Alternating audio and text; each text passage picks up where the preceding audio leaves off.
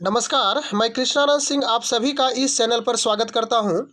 भौतिक विज्ञान के चैप्टर मानव नेत्र अर्थात ह्यूमन आई से संबंधित VVI ऑब्जेक्टिव प्रश्नों के साथ उपस्थित हूं। यह चैप्टर प्रतियोगिता परीक्षा के दृष्टिकोण से काफ़ी महत्वपूर्ण है। इसके साथ साथ क्लास 10th के लिए भी है। अतः आइए चले एक एक कर उन प्रश्नों का रिमाइंड करते हैं। प्रथम प्रश्न है कि मानव नेत्र है अर्थात मानव नेत्र क्या है। इसमें 4 ऑप्शन है, प्रकाशीय यंत्र, विद्युतीय यंत्र, दोनों, कोई नहीं। तो मानव नेत्र प्रकाशीय यंत्र है। अगला प्रश्न, मानव नेत्र की आकृति कैसी होती है, यानी इसका शेप पूछा जा रहा है। गोलीय, वृत्तीय, आयताकार, कोई नहीं। तो इसकी आकृति गोलीय होती है। नेत्र गोलक की बाहरी परत क्या कहलाती है, अर्थात आँख की जो सबसे बाहरी परत है उसे क्या कही जाती है।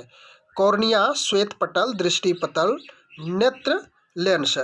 तो इसे श्वेत पटल कहा जाता है। Option number B. नेत्र दान दिया जाता है अर्थात नेत्र में कौन सा भाग दान के रूप में दिया जाता है। ए नंबर ऑप्शन है रेटिना, बी कॉर्निया, सी दृष्टि पटल और डी है आइरिस। तो इसमें बी नंबर ऑप्शन सही है अर्थात नेत्र का दान देने वाला भाग कॉर्निया होता है, जो कि अन्य व्यक्तियों को इसकी मदद से उसका उपचार किया जाता है। पांचवा प्रश्न है, नेत्र लेंस में कौन सा लेंस होता है, यानी कि आँख में किस प्रकार के लेंस का प्रयोग किया गया है। तो यह उत्तल लेंस है। नेत्र लेंस का अन्य नाम अर्थात नेत्र लेंस को अन्य नामों से भी जाना जाता है, उसका क्या नाम है। तो ऑप्शन है स्फटिक लेंस, उभयोत्तल लेंस, दोनों, कोई नहीं। तो ए नंबर ऑप्शन स्फटिक लेंस। कॉर्निया और नेत्र लेंस के बीच का भाग जल से भरा रहता है, उसे क्या कहा जाता है। कचाभ द्रव्य, सुराभ द्रव्य, दोनों, कोई नहीं। तो ऑप्शन नंबर ए कचाभ द्रव्य कहलाता है। अगला प्रश्न है, आँख की तुलना किस प्रकाशीय यंत्र से की गई है। तो मोबाइल है, लैपटॉप है। उसके बाद अगला ऑप्शन है फोटो कैमरा, कोई नहीं। तो इसमें फोटो कैमरा के अनुसार इसकी तुलना की गई है।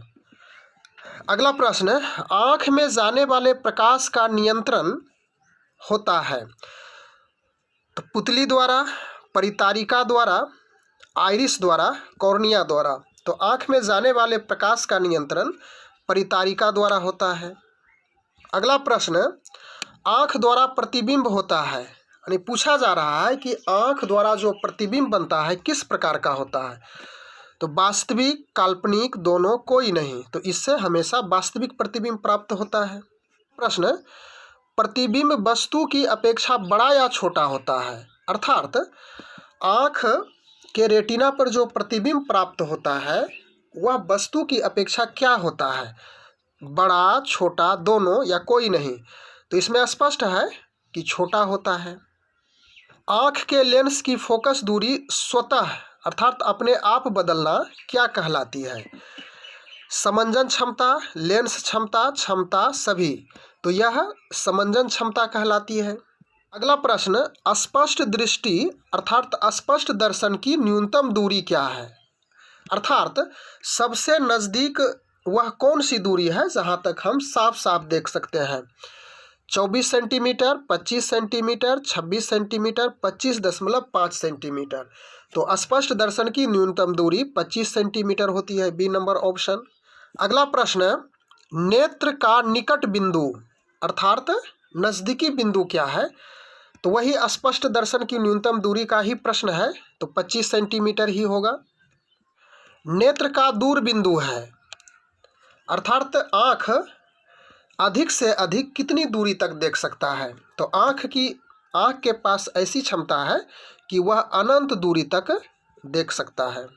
दूर बिंदु, फार पॉइंट और निकट बिंदु, नियर पॉइंट के बीच की दूरी को क्या कहा जाता है।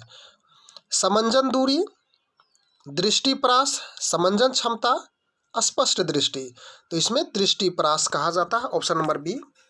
अगला प्रश्न, दृष्टि दोष मुख्यतः कितने प्रकार के होते हैं? दृष्टि दोष के मुख्य प्रकार हैं 1, 2, 3, 4। तो मुख्य रूप से दृष्टि दोष के 3 प्रकार हैं, निकट दृष्टि दोष, दूर दृष्टि दोष और जरा दृष्टि दोष। तो ऑप्शन नंबर सी। 11 नंबर प्रश्न है, वस्तु का वास्तविक और उल्टा प्रतिबिंब प्राप्त होता है। ऑप्शन है पुतली पर, दृष्टिपटल पर, स्फटिक पर, उसके बाद नेत्र लेंस पर है। तो यहाँ पर नेत्र लेंस ऑप्शन नंबर डी। दृष्टि दोष क्या है? तो इसमें स्पष्ट है कि यह एक आँख की बीमारी है, ऑप्शन नंबर ए। दृष्टि मतलब देखना, दोष मतलब उसमें जो परेशानी हो देखने में। अगला प्रश्न है, नेत्र में मुख्यतः दृष्टि दोष कितने प्रकार के होते हैं? तो यह क्वेश्चन 2 बार रिपीट हो चुका है। 3 प्रकार के होते हैं। इसे निकट दृष्टि दोष में क्या होता है? अर्थात जिस आँख में निकट दृष्टि दोष हो जाए तो उसमें क्या होता है, निकट की वस्तु दिखाई देती है, दूर वस्तु दिखाई देती है, दोनों दिखाई देती है, दोनों में से कोई दिखाई नहीं देती है। तो निकट दृष्टि दोष में निकट वस्तु दिखाई देती है। कि निकट दृष्टि दोष का क्या कारण है? अर्थात आँखों की यह बीमारी निकट दृष्टि दोष किस वजह से होती है? तो नेत्र गोलक का लंबा हो जाना, आवश्यकता से अधिक लंबा हो जाता है। नेत्र गोलक का आवश्यकता से अधिक मोटा हो जाना। उसके बाद ऑप्शन नंबर सी है दोनों और डी है कोई नहीं।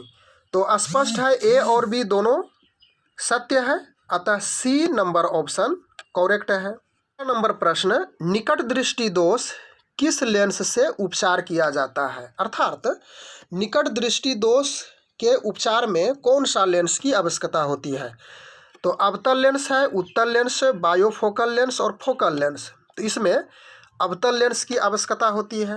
प्रश्न है, दूर दृष्टि दोष में क्या होता है? तो ऑप्शन है निकट की वस्तु नहीं दिखती है, दूर की वस्तु नहीं दिखती है, दोनों दिखती है, कोई नहीं दिखती है। तो दूर दृष्टि दोष में निकट की वस्तु नहीं दिखती है और दूर की वस्तु दिखती है।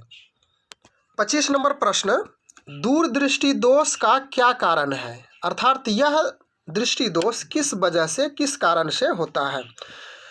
तो पहला ऑप्शन नेत्र गोलक का छोटा होना, नेत्र लेंस का पतला होना, दोनों, कोई नहीं। तो इसमें नेत्र गोलक का छोटा होना यह भी कारण है, नेत्र लेंस का पतला होना यह भी कारण है, अतः सी नंबर ऑप्शन करेक्ट होगा। अगला प्रश्न, जरा दृष्टि दोष क्या है? तो नज़दीक की वस्तु नहीं दिखती है, दूर की वस्तु नहीं दिखती है, दोनों, कोई नहीं। तो इसमें जरा दृष्टि दोष में नज़दीक की भी वस्तु नहीं दिखती है और दूर की वस्तु भी नहीं दिखती है, ऑप्शन नंबर सी। जरा दृष्टि दोष के निवारण का उपाय है। अर्थात जरा दृष्टि दोष में किस प्रकार के लेंस की आवश्यकता होती है? अवतल लेंस, उत्तल लेंस, बायोफोकल लेंस, कोई नहीं। तो जरा दृष्टि दोष में बायोफोकल लेंस की आवश्यकता होती है। क्षैतिज या ऊर्ध्वाधर वक्रता में अंतर आ जाना क्या कहलाता है? तो यह ऑप्शन नंबर ए वर्णांधता, बी अबिंदुकता, सी दोनों और डी कोई नहीं। तो यह अबिंदुकता ऑप्शन नंबर बी सही है। अबिंदुकता का निवारण किस लेंस से होता है? अर्थात अबिंदुकता का उपचार किस लेंस से किया जाता है?